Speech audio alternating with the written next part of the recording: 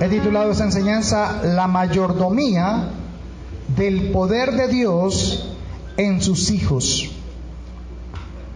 La mayordomía del poder de Dios en sus hijos. Entonces dijo Dios: hagamos al hombre a nuestra imagen, conforme a nuestra semejanza, y señoree en los peces del mar, en las aves de los cielos, en las bestias y en toda la tierra, y en todo animal que se arrastra sobre la tierra. Y creó Dios al hombre a su imagen, a imagen de Dios lo creó, varón y hembra los creó. Y los bendijo Dios y le dijo: fructificad. ¿Qué les dijo? Fructificad, multiplicaos, llenad la tierra y sojuzgadla, y señoread en los peces del mar, en las aves de los cielos, y en todas las bestias que se mueven sobre la tierra. Vemos pues aquí cómo Dios crea al hombre, lo coloca en el huerto del Edén y le da su imagen y semejanza. ¿Qué es imagen? El reflejo de lo que es Dios. No que fuera Dios, sino que fuera el reflejo. Y esa imagen tenía que ver también con la dependencia. Cuando yo me paro en un espejo y muevo mi mano en el espejo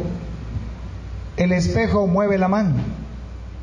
Pero si yo no muevo la mano, el espejo nunca moverá la mano. Entonces Dios, cuando dice que hace al hombre a su imagen y semejanza, entonces está hablando de que la imagen es su reflejo, la dependencia que él tenía de Dios. Pero también le da la semejanza. ¿Y la semejanza es qué? Le da mente para qué? Para pensar, voluntad para decidir, y emociones para qué?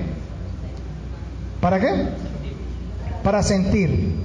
Entonces, en la semejanza, lo que Dios está mostrando es su personalidad. Así que la imagen es la dependencia, el reflejo de Dios, pero su semejanza es la personalidad de Dios. Y si sumamos la imagen con la semejanza, entonces le daba a Adán autoridad. Así que Adán, mientras tuviera la imagen de Dios y la semejanza, él podía declarar y tener autoridad sobre todos los peces, el aire, sobre todo el agua, las aves, el aire, y los animales, la tierra. Y él tenía autoridad y potestad sobre todo lo que había sido creado. En Isaías 55:8 recordamos lo que Dios dijo: porque mis pensamientos no son como vuestros pensamientos, ni mis caminos como vuestros caminos, dice el Señor. Porque así como son mis pensamientos más altos que los vuestros, así mis caminos son más altos que los de vosotros. Y veíamos entonces que ¿qué es la Biblia? ¿Recuerdan? Los pensamientos de Dios. Entonces, si la Biblia están escritos los pensamientos de Dios, entonces la Biblia escrita cuando Dios pensó, ¿qué más hizo? ¿Solo lo pensó? Cuando creó, ¿cómo hizo? Lo pensó. ¿Y qué? Lo dijo. Él lo pensó y lo dijo. ¿Y qué pasó? Se hizo. O sea que la Biblia es la expresión del pensamiento de Dios. Amén. Eso lo sabemos ya todos. La Biblia es la expresión del pensamiento. Por lo tanto, lo que Dios pensaba se convertía en una ¿qué? Palabra. Y cuando Él decía la palabra, ¿qué sucedía? Se hacía, se cumplía. Ok. Estoy tomando unos elementos claves para poder llevar al pueblo a entender cómo fue que Dios hizo las cosas. Ahora, en Génesis 2:7 dice: entonces Jehová, Dios, formó al hombre del polvo de la tierra y sopló en su nariz aliento de vida, y fue el hombre ¿qué? Un ser viviente. Y en el versículo 8 dice: y Jehová plantó un huerto. ¿Sí me siguen, muchachos? Plantó un huerto en Edén al oriente y puso allí al hombre que había formado. Entonces Dios crea un ser espiritual, pero ahora le da un cuerpo físico y lo coloca en un huerto. Adán en ese momento tiene la imagen y semejanza de Dios, ¿correcto? Entonces Dios en la creación tuvo algo especial. Dios creó, Él dijo y se hizo desde Génesis 1 hasta el sexto día. Dios creó ¿cuántos días? 6. No 7, ni 8. 6 días de 24 horas. Él lo pensó, lo dijo, y por la palabra, ¿qué pasaba? Se hacía. Entonces ahora Dios, el sexto día, toma al hombre y a la mujer, los hace a su imagen y semejanza, comenzando con Adán, por supuesto, y después a la mujer con la costilla. Y aparte de eso, Dios hace algo nuevo. No solamente lo formó con sus manos, no solamente sopló el aliento de vida de su espíritu, sino que Dios le dio con la imagen y semejanza autoridad a Adán. Entonces Dios en el séptimo día, ¿qué hace? Reposa. Y Él no vuelve a hablar. Él ya no va a hablar más para crear. Porque la autoridad que Dios tenía o tiene para crear con su pensamiento y con la expresión de su pensamiento, que es la palabra, ya todo había sido ¿qué? Hecho. Ahora cuando hace al hombre, le da su imagen y le da semejanza. Y las imágenes y semejanza le generaba ¿qué? Autoridad a Adán. Entonces ahora Adán le ha sido entregada esa autoridad para que también el pensamiento de Adán, que se convertiría en una ¿qué? Palabra, tuviera poder sobre lo creado. No fuera que Adán fuera a crear cosas nuevas, sino que con la autoridad iba a señorear sobre los peces, sobre los aves, sobre los animales, sobre todo lo creado que vivía. Entonces, Dios reposa de su creación y delega a Adán esa autoridad para que él mayordome o señoree o administre lo que ya Dios había creado. Por eso lo hace a su imagen y semejanza.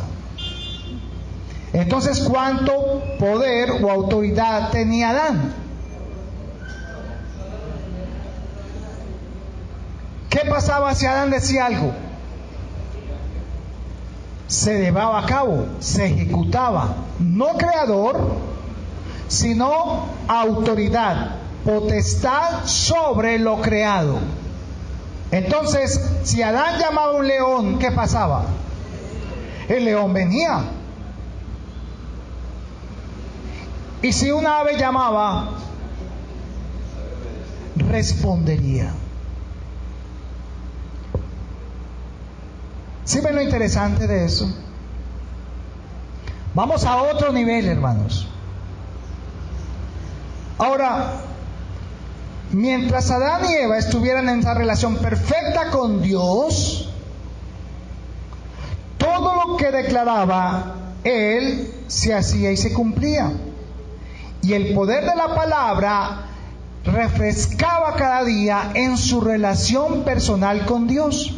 Entonces Dios venía en las tardes, dice la palabra, y enseñaba a Adán para que Adán fuera y declarara sobre la creación que le había entregado, en este caso el huerto del Edén. Un testigo de eso: un día Dios llamó a Adán para que le diese el nombre a los animales. ¿Cómo sabía Adán cómo llamar los animales? ¿De dónde sacó esos nombres?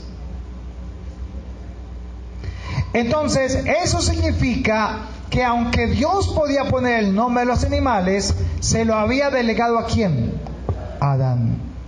Porque él sabía de que el pensamiento de Adán era conforme al pensamiento de él, y podía entonces Adán darle el conocimiento correcto que necesitaba Adán para esa cosa como tal. Amén. Ahora, vamos más allá. El testimonio de Adán era ¿cuál? De que esto era cierto. ¿Qué hacía la mujer? ¿Qué hacía? ¿Por quién era enseñada? Ok. Y ahora lo que sucede es algo espectacular. Estamos ahí en Génesis 3, versículo 6. Ellos están perfectos delante de Dios, están haciendo la voluntad de Dios, y Adán ejerce el poder y el dominio sobre lo creado con el poder que Dios le dio. Porque ¿cómo eran los pensamientos de Adán? Perfectos. Tenía la mente del Creador, tenía mente para pensar en lo que Dios decía, tenía emociones para sentir y amar como Dios amaba, y tenía también, ¿qué más? Voluntad. ¿Para qué? Para decidir lo que iba a hacer. Hasta ahí el preámbulo de lo que vemos y lo que conocemos como lo perfecto. Pero ¿qué pasó en Génesis 3:6? Vamos a Génesis 3:6. Y vio la mujer que el árbol era bueno para comer, y que era agradable a los ojos, y árbol codiciable para alcanzar la sabiduría, y tomó de su fruto y comió, y dio también a su marido, el cual comió así como ella. Entonces fueron abiertos los ojos de ambos, o solamente de Adán, de los dos, y conocieron que estaban desnudos. Entonces cosieron hojas de higuera y se hicieron delantales. Adán y Eva decidieron algo. Decidieron independizarse de Dios, ¿correcto? Todos sabemos eso. No estoy diciendo nada nuevo. Ellos decidieron independizarse de Dios debido a otro pensamiento que llegó. ¿Cierto? Esto es un resumencito. Entonces, desean obtener ¿qué? ¿Qué es lo que quería tener Eva? ¿Dónde hay sabiduría? Tener conocimiento, pero que ya no se lo enseñara a quién. Dios por medio de quién? De Adán. Sino que ahora ella misma quería tener el conocimiento y no depender ni de su marido ni de Dios. Y ella entonces quería saber las cosas, cómo se hacen, y no tener que darle cuentas a ¿qué? A nadie. Entonces, ¿qué pasó con el hombre? Lo mismo. Dice que comió así como comió ella. Lo mismo. Ellos pecan. Entonces cuando pecan, ¿qué pierden? ¿Perdieron la imagen? ¿Y la semejanza? ¿Sus pensamientos ya eran como los de Dios? ¿Dependían de Dios? Entonces sí perdieron la imagen y semejanza. Porque en Génesis 5:3 dice que Adán tuvo un hijo a su imagen, conforme a su semejanza, un hombre ya caído, no a la imagen de Dios. Pero si perdieron la imagen y semejanza, ya no tenían esa relación con Dios, ya no podían entender a Dios, entonces también ¿qué perdieron? La autoridad. Y entonces ya para que el marido le hiciera caso, ya a Eva le tenía que gritar o utilizar artimañas o técnicas de manipulación para que el marido obedeciera lo que ella quería. Y el marido por su lado tenía que coger un palo, una correa o hacerse el más fuerte y darle un golpe para que ella obedeciera. ¿Cómo está la mente? La mente está ¿cómo? ¿Habían conflictos ya entre Adán y Eva? Yo creo que sí. Ya habían conflictos. Porque ya no tenían el mismo ¿qué? Pensamiento. Bien. Entonces, ellos pecan, pierden la autoridad ¿sobre qué?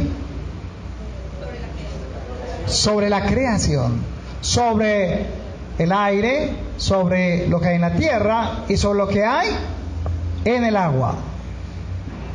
Ya no tenía autoridad. Perdió esa autoridad. ¿Y quién se la robó?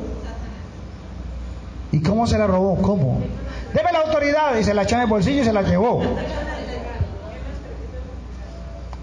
¿Realmente perdieron la autoridad o se les embolató? ¿Sí? ¿Dónde dice que Dios tome Satanás, le entregamos la autoridad, ahorita son las llaves, son suyas, usted es el que maneja todo ahora? Al no entender a Dios, al no comprender lo que Dios tenía en sus pensamientos para ellos, entonces ellos ¿cómo quedan? Separados, muertos, ¿verdad? Y ya no pueden entender lo que Dios les quiere enseñar. Entonces, vamos a la parte más interesante. Satanás astutamente engaña a Eva para que no busque a Adán. ¿Por qué va Satanás o la serpiente a Eva y no va a Adán? ¿Por qué tienta a la mujer y no tienta al hombre? ¿Se han preguntado alguna vez eso? Bueno, realmente hasta ese momento todo estaba bien todavía con Adán y Eva. ¿Qué pasaría si la serpiente, si Satanás, que está ahí detrás de la serpiente, viene y le habla a Adán? ¿Qué tenía Adán? Autoridad y poder. ¿Para qué? Para reprender y aún para hacer con su palabra, que es el pensamiento de Dios todavía, lo que el Dios Todopoderoso decía.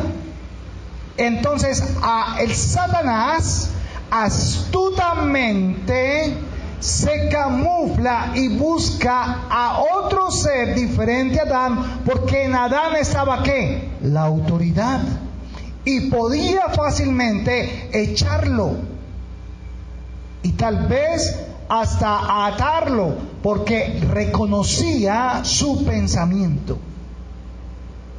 Entonces él busca a Eva, porque él sabe que Eva necesita ser enseñado ¿por quién? Por Adán. Entonces lo primero que hace el diablo, en este caso Satanás o la serpiente, es hacer que entre los dos haya ¿qué?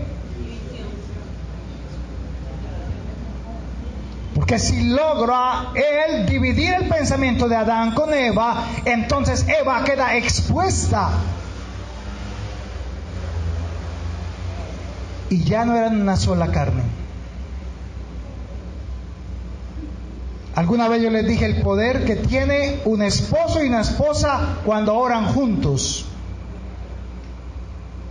Es mucho el poder. Entonces acá vemos como cualquier orden que diera Adán se cumpliría, pues la palabra de Dios estaba ¿dónde? En su boca. Por eso Dios no tenía que hacer más, ni hablar más, porque Él ya le había designado a Adán esa autoridad para que reinase sobre todo, señorease sobre todo lo creado. Ahora vamos a Génesis 3:15. Ellos pecan, quedan separados de Dios, muertos. Pero en Génesis 3:15, Dios, desde el momento en que Adán y Eva pecan, Dios ya tenía un propósito, ¿cierto? ¿Qué iba a hacer con la tierra? Que toda la tierra será llena ¿de qué? Del conocimiento de la gloria de Dios. Pero entonces Dios ve la situación que tienen Adán y Eva. Ahora han quedado apartados y separados de Él a causa del pecado. Entonces en Génesis 3:15 dice que Dios dice la palabra: y pondré enemistad entre ti y la mujer, entre tu simiente y la simiente suya. Esta te herirá en la cabeza y tú le herirás en el calcañar. Está dando una ¿qué? Profecía. Dios vuelve a abrir su boca, pero ahora la palabra de Dios se convierte en una profecía. Porque cada vez que Dios abre su boca es una profecía. ¿Por qué? Porque todo lo que Dios dice, ¿qué pasa? Se cumple. Entonces Dios, entendiendo la situación de Adán y Eva, tiene que empezar otra vez ¿a qué? A hablar. Y las palabras que Dios empieza a hablar son ¿qué? Promesas, decretos, profecías, para que el hombre pueda volver a creer en Él. Porque ¿cómo quedó Adán y Eva? Muertos, expuestos ¿a qué? Al infierno. Ya no podían tener la autoridad con la que podían hacer las cosas, porque perdieron la imagen y ¿qué? Y la semejanza. Su mente ya pensaba en otras cosas, no en el pensamiento de Dios. Sus emociones ¿cómo eran? Miedo, temor, culpabilidad, vergüenza, todo esto. Y aparte de ello, la voluntad de Adán y Eva, ahora ¿cómo eran sus decisiones? Equivocadas. Entonces iban de pérdida en pérdida, de fracaso en fracaso. Y eso hizo que Dios, en su amor y misericordia, y enviando una promesa de un Salvador, también abre su boca para volverle a enseñar a Adán cómo poder volver a restituir esa autoridad y potestad que había perdido. Entonces, ¿qué hace Dios? Lo primero que hace Dios, ¿qué es? Versículo 20. Versículo 21. Y Jehová Dios hizo al hombre y a su mujer túnicas de pieles y los vistió. ¿Por qué? Porque tenían mucho frío. ¿Por qué les hizo unas pieles? ¿Por qué los vistió? ¿Qué tuvo que hacer Dios para tener esas pieles? Entonces Dios le enseña a Adán y a Eva que tienen que hacer sacrificio a causa del pecado, porque alguien tiene que morir a causa del pecado, que la paga del pecado es ¿qué? La muerte. Pero también les está enseñando que haciendo eso, Dios ¿cómo los ve ahora? Justos. Cubre el pecado, no quitaba, cubre el pecado, mientras viniera la promesa, que era Jesús. Entonces ahora, cuando Adán y Eva pecan, ¿qué van y hacen? Cada vez que pecaban, ¿qué tenían que hacer? Hacer un sacrificio. Caín y Abel, cuando pecaban, ¿qué tenían que haber hecho? Un sacrificio. ¿A causa de qué? Del pecado. Y volviendo a Adán y Eva, entonces ellos hacían sacrificio por el pecado, pero en ese momento Dios ¿cómo los veía? Justos. Entonces, temporalmente, Dios veía en Adán su justicia, pero también Adán tenía nuevamente ¿qué? Autoridad. Y con esa autoridad, con la palabra en su boca, lo que declaraba Adán sería. Lo que declaraba Eva sería. Y temporalmente ellos dos podían volver a ejercer dominio o señorío temporal sobre las cosas creadas. Pero en el momento en que ellos pecaban, ¿qué pasaba? ¿Cómo? Se perdía nuevamente ¿qué? La autoridad. Por eso era tan importante que ellos estuvieran haciendo el sacrificio, porque eso les permitía estar delante de Dios como justos, y estaban haciendo las cosas como a la manera de Dios. Pero más que eso, podían caminar sobre la tierra. ¿Cómo? ¿Cómo podían estar en el trabajo? ¿Cómo podían estar en su relación familiar? ¿Cómo podían estar con sus hijos? Ejerciendo ¿qué? Autoridad. Entonces, Dios después del pecado de Adán necesita empezar a hablar nuevamente y a declarar palabras, profecías, promesas, decretos, para que el hombre de Dios estuviera pendiente ¿de qué? De sus palabras, y de esa manera poder tener algo súper importante para poder agradar a Dios. ¿Qué? Fe. Porque sin fe es imposible agradar a Dios. Entonces las promesas que Dios empezó a colocar en Adán, en Eva y en todos los mandamientos que empezó a hablar desde la antigüedad, desde el principio, eran necesarios porque el hombre tenía que entender que el poder estaba ¿dónde? En la palabra de Dios, en lo que Él decía. ¿Y qué pasaba con lo que Dios decía? Se cumplía. Bien. Entonces, Hebreos 11:6 nos enseña que sin fe ¿es qué? ¿Hay otra manera? Que es algo que es imposible. Y no me digan que no es posible. Díganme, ¿qué más dice imposible? No, nunca va a ocurrir. Nunca va a suceder. Por eso dice la palabra que al que cree, todo, ¿qué? Todo le es posible. Entonces, mientras el hombre estuviera haciendo sacrificios u ofrendas a Dios, a la manera de Dios, Dios los vería como justos por la fe. ¿Hasta cuándo? ¿Hasta que viniera quién? El Cordero, que ya no cubría, sino que ¿qué? Quitaba. ¿Y ese era quién? Jesucristo, el Hijo del Dios viviente.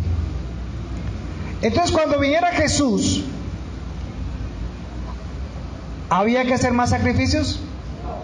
Ya no. ¿Cuántos sacrificios fueron suficientes? Uno. Una vez. ¿Cómo? Vuelva a decirlo. Acuérdese de que usted lo dijo. Una vez y para siempre. Hebreos capítulo 6, versículo 13 y 13 al 19. Estamos haciendo la primera parte de la enseñanza de hoy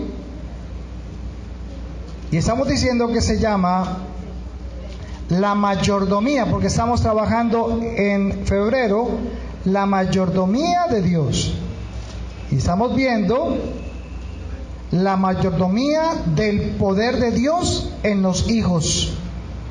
Ahora, ¿cuántos hijos de Dios hay aquí? Porque cuando Dios hizo la promesa a Abraham, no pudiendo jurar por otro mayor, juró por sí mismo, diciendo: de cierto te bendeciré con abundancia y te multiplicaré como grandemente. Y habiendo esperado con paciencia, alcanzó la promesa. Porque los hombres ciertamente juran por uno mayor que ellos, y para ellos el fin de toda controversia es el juramento para confirmación. Por lo cual, queriendo Dios mostrar más abundantemente a los herederos de la promesa la inmutabilidad de su consejo, interpuso algo. ¿Qué interpuso?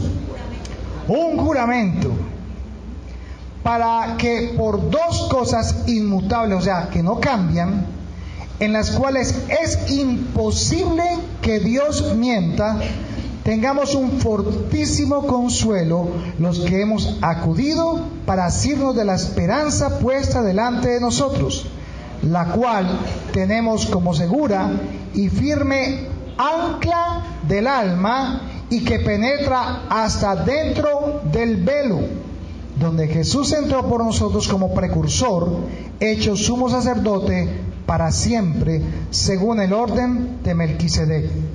El escritor de Hebreos está diciendo en esta parte de la palabra que Dios hizo una promesa ¿a quién? A Abraham. Y que esa promesa la hizo ¿con qué? A ver, vengan todos acá. ¿Con qué hizo la promesa?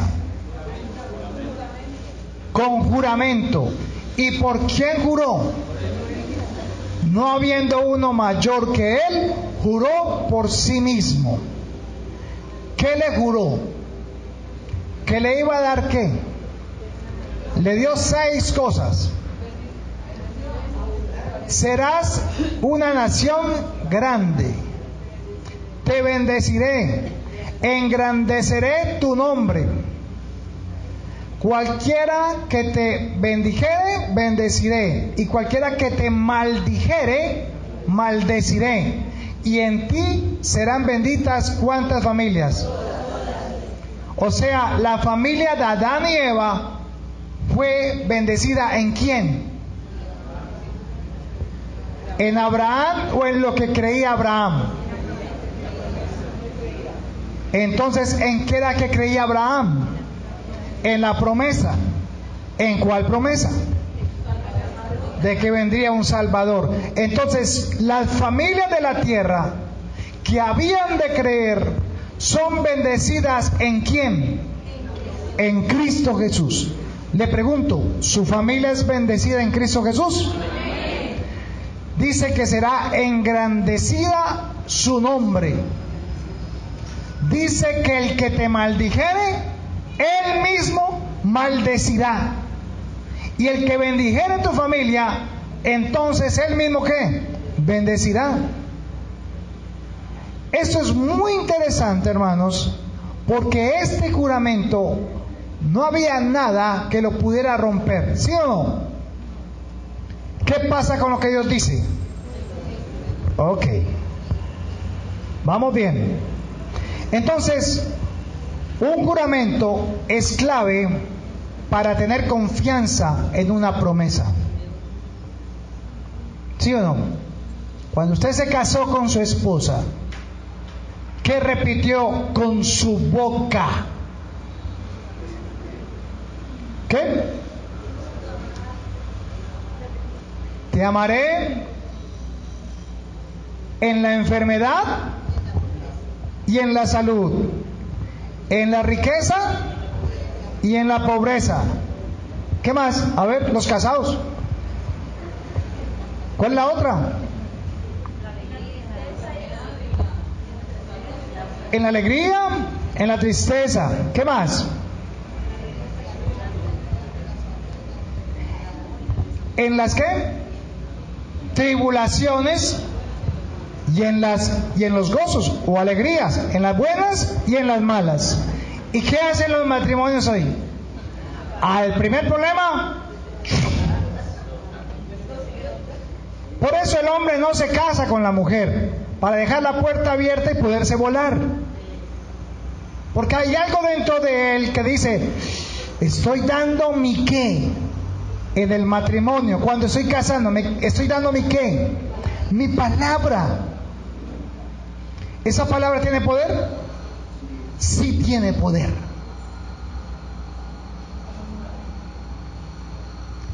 Hoy el 65% de los matrimonios se están divorciando. Y el 50% de los matrimonios cristianos se están divorciando. ¿Será que han entendido? No supieron para qué se casaron. Porque todavía creen que el matrimonio es para ser feliz. Yo hago a mi esposa feliz con mi relación con Dios. Mi esposa me hace feliz con su relación con Dios. Eso me trae gozo. Pero de ella no me puede dar felicidad. Si mucho me dará ¿qué? Pasión, deseo, pero no más. Y de pronto amor filial. Ama a sus hijos, amo a mis hijos, amo a la suegra, ama a su mamá. Pero no hay más. Entonces, Dios lo primero que hace con Adán y Eva cuando los coloca en el huerto es que los bendice. ¿Por qué los bendice?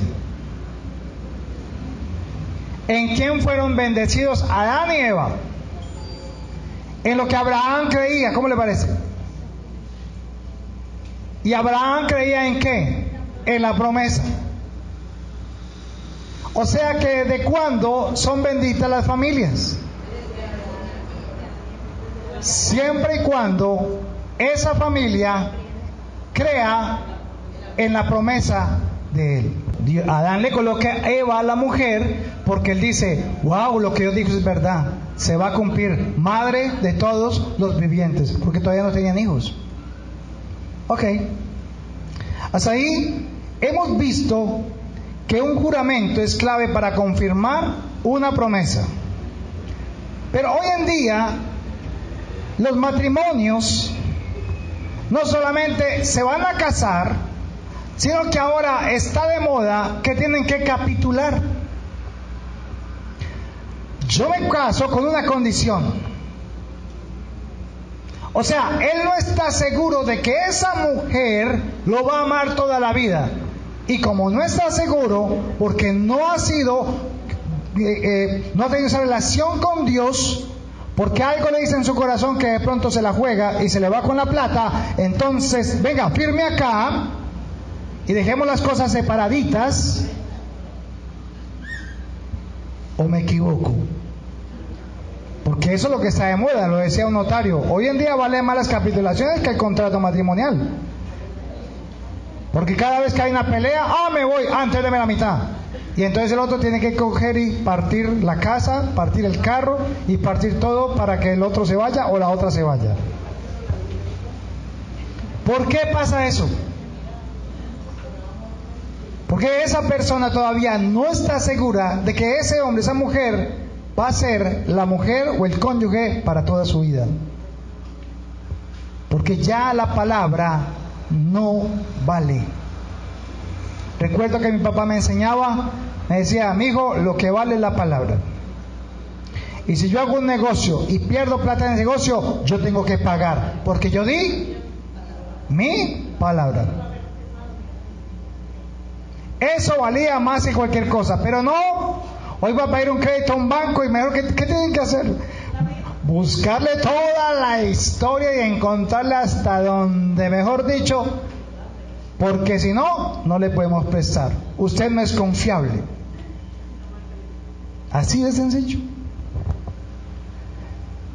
Pero las promesas de Dios deben ser ancladas en nuestra alma con una verdad o como una verdad absoluta, dice allí el 19, la cual tenemos como segura y firme ancla del alma y que penetra hasta dentro del velo. Eso quiere decir que las promesas de Dios, las verdades de Dios, lo que Dios ha dicho de mí y de ti, son como ¿qué? Como una ancla que permanece y no se rompen. Amén. Y les digo esto porque la primera parte, y es para saber lo que Dios ha dicho de ti. Leámoslo. Isaías capítulo 41. Isaías 41. Hoy el Señor te recuerda lo que tú eres para Él, lo que Él te ha prometido y lo que Él dice que pasa, se cumple, ¿verdad? Isaías 41, 10 al 13. Dice, no temas. Dígale ahí al hermano que está al lado, no temas. Dígale al cónyuge, no temas, porque yo estoy contigo. No desmayes, porque yo soy tu Dios que te esfuerzo. Siempre te ayudaré, siempre te sustentaré con la diestra de mi justicia. Amén. Dios dijo eso, ¿y qué pasa? Lo cumplirá. Amén. Pero las circunstancias de este mundo, los afanes de ese siglo y el engaño de las riquezas nos hacen nuevamente ¿qué? Dudar de lo que Él ha dicho que soy yo para Él y lo que Él ha dicho que va a hacer conmigo. Dice, no temas, yo estaré contigo. Él me promete con juramento de que Él no me dejará. Y me pide que no desmaye, que no mengüe. Tal vez esta era la última vez que tú querías seguir con las cosas de Dios, pero hoy te está diciendo, no temas, yo estoy contigo, esfuérzate, sigue conmigo, tengo promesas para ti, yo las cumpliré, no te dejaré, no te desampararé. No tengas temor. El versículo 11, he aquí que todos los que se enojan contra ti serán ¿qué? Dios va a pelear por ti, hermano. No tengas temor. Él va a pelear por ti. Él va adelante como escudo por ti. Los que se enojan contra ti serán como avergonzados y confundidos. Serán como nada y perecerán los que contienden contigo. ¿Quién va a pelear por ti? Diga, mi Padre Celestial. ¿De quién es la batalla? De Él, no tuya. El que se mete contigo, ¿con quién se mete? ¿Pero dónde lo tienes? ¿Adelante o atrás? O tú vas adelante con la batalla y después de que te lastiman mucho, ay Señor, ya me cansé, ahora se sigue adelante más bien. A veces nos pasa así. Hacemos las cosas a la manera nuestra y después no nos salen y, uy, Señor, más bien, perdóname, hágalo usted. Y ya estamos lastimados. Versículo 12. Buscarás a los que tienen contienda contigo. ¿Y qué pasa? No los hallarás. ¿Qué va a hacer Dios con ellos?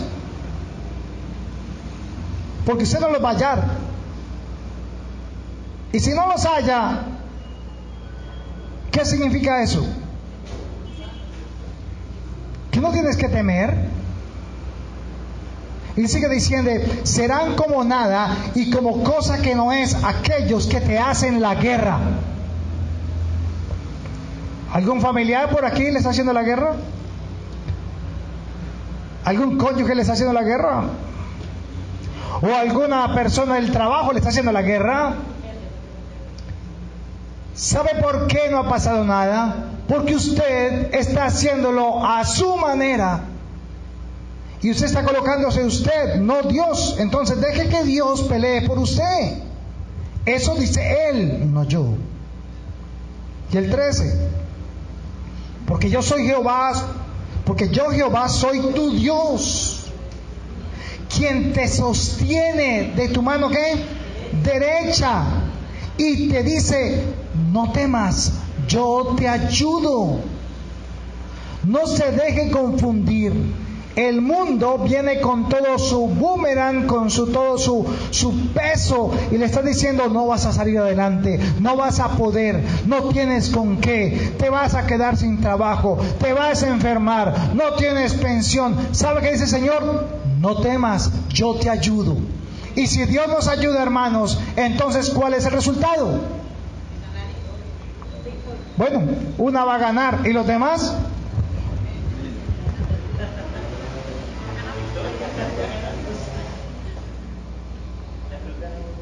¿Algo más? ¿Quieren algo más para terminar? Isaías 54, versículos 7 al 10. Estas son promesas que Dios me está hablando a mi vida y a tu vida. Dice el versículo 7, por un momento te abandoné, pero te recogeré con grandes misericordias. Este dice cuando dice por un momento, es cuando usted está viviendo la aflicción. Cuando se está pasando por esa tribulación, usted siente que está como solo. Pero Él dice, con un poco de ira escondí mi rostro de ti por un momento. ¿Por qué? ¿Por qué Dios esconde el rostro de nosotros por un momento? ¿En qué momento lo hace? Cuando estás en pecado. Porque Él aborrece el pecado. Por eso cuántas veces tenemos que ir a hacer el sacrificio.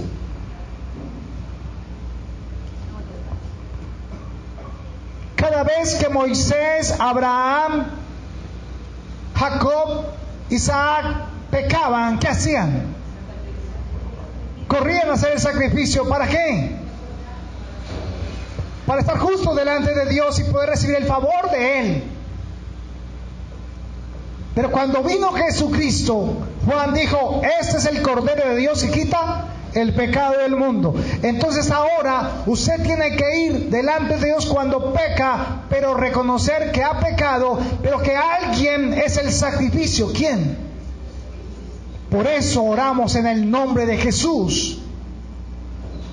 No es por repetir la palabra en el nombre de Jesús, Señor, te pido eso. En el nombre de Jesús te pido eso. No se trata de gritar y decir en el nombre de Jesús porque sí, porque es la palabra mágica.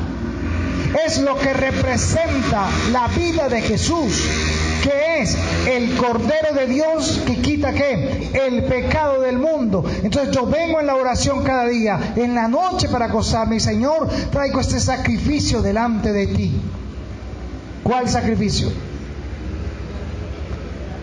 El de Jesús en la cruz. Y por ese sacrificio, en mi mente lo recuerdo, por ese sacrificio ahora Dios ¿cómo me ve? Justo, santo, perfecto, y puedo estar delante de Dios y Él entonces hará. Ahora mire cómo dice el versículo 7 al 10, versículo 8. Isaías 54, 8. Por un poco de ira escondí mi rostro de ti, por un momento, pero con misericordia eterna tendré compasión de ti, dijo Jehová. ¿Tú qué? Tu Redentor. ¿Quién es Jehová para ti? ¿Qué dice Él? ¿Qué es para ti? Tu Redentor. ¿Qué es un Redentor? El que redime, el que pagó el precio, el que salva. Entonces, ¿por qué te condenas todos los días cuando Él te ha redimido? ¿Por qué mantienes diciendo, soy un pecador, soy un pecador, soy un pecador? No, hermano, tú tienes que decir, soy un hijo de Dios. Huyo del pecado, peleo contra el pecado, no quiero pecar. Señor, ayuda a mi fe, aumenta mi fe, ayuda a mi debilidad. Pero usted cuando venga delante de Dios no puede decir, sí, es que soy un pecador, soy un pecador, soy un pecador. Entonces, ¿qué le dice Dios?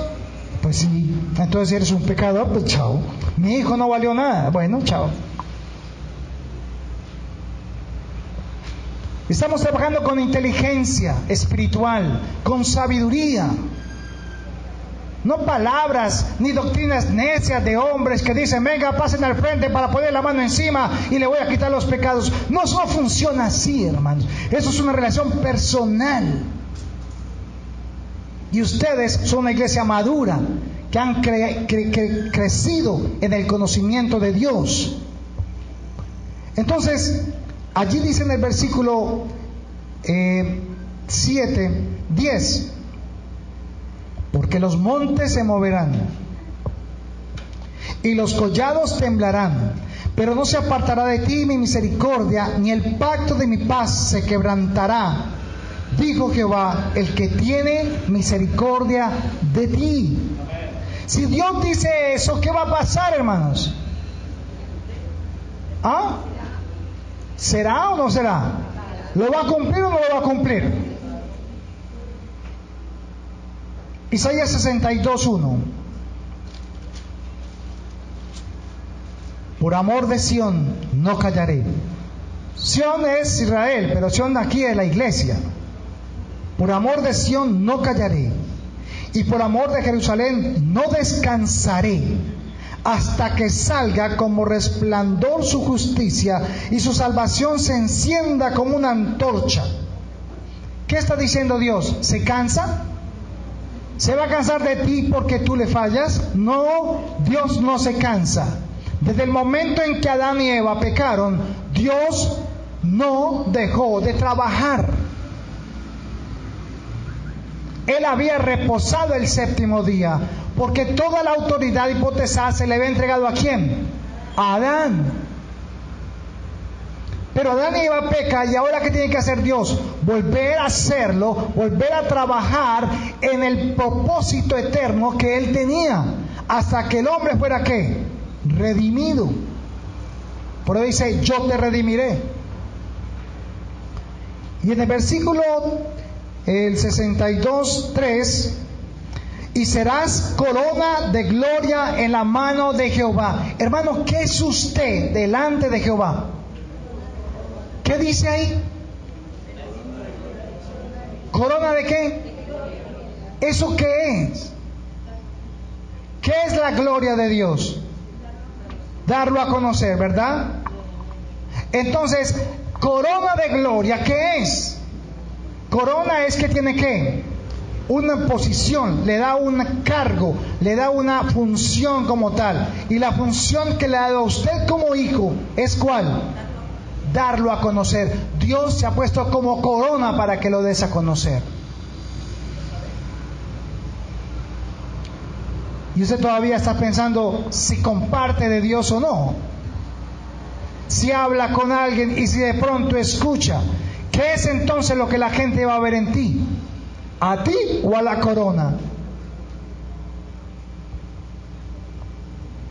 Y dice en el versículo 3, serás corona de gloria en la mano de Jehová y diadema de reino en la mano del Dios tuyo. ¿Una corona qué? Real. ¿En dónde? ¿Qué es usted para Dios? ¿Un desperdicio? una falla del sistema genético, un desecho que dejó de la humanidad, una persona impotente que no fue capaz de salir adelante, que no fue exitoso porque no consiguió 1.000 millones de pesos. ¿Qué es Dios para usted, para Dios? ¿Es una qué? Corona. ¿Y las coronas a quién se le ponen? Entonces somos un reino ¿de qué? De sacerdotes. Y hoy el Señor te quiere levantar ese ánimo, esa esperanza, esa autoestima que tenías en el piso, y te está diciendo: tú eres corona mía. ¿Por qué te sientes peor cuando yo he pagado el precio con mi Hijo para que tú vivas en el reino conmigo? Y el versículo 4: nunca más te llamarán desamparada, ni tu tierra se dirá más desolada, sino que serás llamada Jepsibá, y tu tierra Beulá, porque el amor de Jehová estará en ti, y tu tierra será desposada. Venga, ¿qué es lo que está diciendo? Porque el amor de Jehová estará ¿dónde? ¿En su vecino o en ti? De tal manera amó Dios al mundo, que dio ¿a quién? ¿Para que viva en dónde? ¿En dónde? Diga: en mí. Soy nueva criatura. Usted ya no es la que es, usted ya no es el que es, usted es nueva criatura. Pero ¿dónde está colocando sus ojos?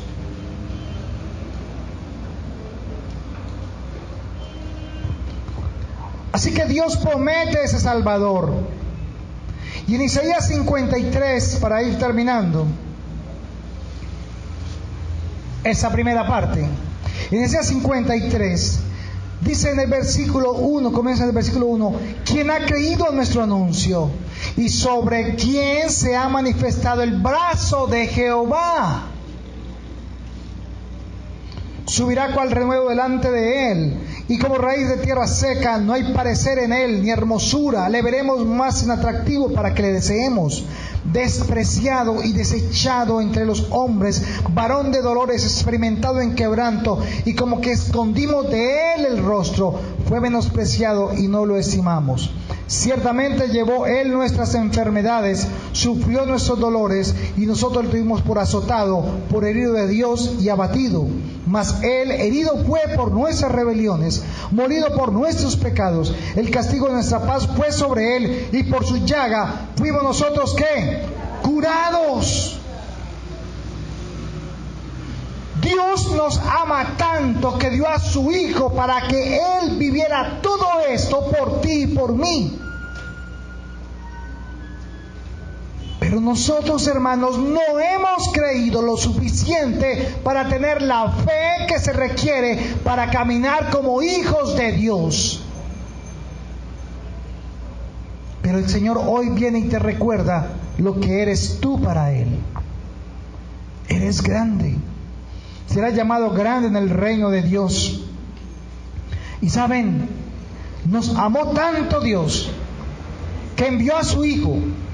Y cuando su Hijo estuvo en la tierra y fue a la cruz, fue y cargó ¿qué? ¿Qué fue lo que cargó Jesús? Diga: mis pecados. ¿Cuántos? Entonces, ¿por qué juzgas a otro con pecado? Si ya Dios lo perdonó, ¿por qué murmuras de tu hermano si Él ya lo perdonó? ¿Por qué quieres ser juez cuando no es tu función? Y acá claramente dice que Él no solamente nos hizo el regalo de Jesús, sino cuando Jesús estuvo, dijo: os conviene que yo, ¿qué? Me vaya. Porque si no me voy, ¿no vendría quién? El Consolador, el Espíritu de verdad, el cual os guiará a toda verdad. Y conoceréis la verdad, y la verdad os hará ¿qué? Pero parece que hay muchos de la iglesia todavía que son esclavos. Y no somos libres. Y el poder de Dios que está en el Espíritu Santo, lean Romanos capítulo 8, versículo 11. Y si el Espíritu de aquel que levantó de los muertos a Jesús, ¿quién? ¿Quién levantó a Jesús de entre los muertos? El Espíritu Santo. Mora en vosotros, el que levantó de los muertos a Cristo, Jesús, vivificará también vuestros cuerpos, ¿qué? O espirituales. O sea que su cuerpo tiene que estar como fortalecido y vivificado, porque en él mora ¿quién? El Espíritu Santo. Y cuando usted ve que su cuerpo está débil, ¿usted qué hace? Corre al médico, corre a la pasta donde el farmacéutico, al de la droguería. ¿Qué es lo que usted tiene que declarar? Que en usted mora ¿quién? El Espíritu Santo, que levantó ¿a quién? A Jesucristo de entre los muertos. Entonces, ¿con qué poder levantó a Jesús Dios? Con el poder del Espíritu Santo. ¿Y cómo sigue diciendo ahí? Vivificará también vuestros cuerpos mortales por su Espíritu que mora en vosotros. Así que, hermanos, deudores somos, no a la carne, para que vivamos conforme a la carne. Porque si vivís conforme a la carne, moriréis. Mas si por el Espíritu hacéis morir la carne, viviréis. Porque todos los que son guiados por el Espíritu de Dios, ¿estos son qué? ¿Usted qué es? ¿Usted qué es? ¿Cuántas veces al día se dice usted eso? Debería decírnoslo muchas veces. Si usted recuerda que es un hijo de Dios, una hija de Dios, usted declarará la palabra de Dios. De lo contrario, usted declarará la palabra del mundo. Estoy enfermo, sufro de esto, soy de esto, sufro de aquello, estoy en la enfermedad, me voy a morir de esto, soy pobre, estoy totalmente confundido, no soy capaz, no soy capaz, no soy capaz. ¿Qué será su vida? No será capaz. Entonces Dios hoy nos recuerda, hermanos, lo que Él hizo por nosotros, lo que el fruto de Dios, el poder de Dios dice de ti y de mí. Y eso es muy importante, porque la segunda parte que vamos a ver ahora va a ser el doble de importante en su vida. Y dará usted cuenta por qué no prospera, por qué no sana, por qué su familia sigue en caos, ¿por qué su trabajo no pelecha? Pero eso no pasa en esta iglesia, por supuesto. Usted no tiene problemas con su esposo, no tiene problemas con sus hijos, todos son creyentes, todos se convirtieron y todos obedecen. Entonces, recordemos siempre, hermanos, para invitar al grupo de alabanza que pasa al frente, Juan 4:24. Dios es espíritu, y los que le adoran en espíritu y en verdad es necesario que adoren. Entonces, Dios lo llama a usted hijo de Dios. Dios le dice: no temas, no desmayes. Yo soy tu Dios, que te levanto, que te esfuerzo. Siempre te ayudaré, siempre te sustentaré con la diestra de mi justicia. Tú eres corona mía. Yo he dado a mi Hijo para que tú vivas como rey y sacerdote. Pero también la primera parte de ser hijo de Dios, antes que cualquier cosa, es adorarlo en espíritu y en verdad. Así que usted ahora se va a levantar de esa silla y va a adorar en espíritu y en verdad.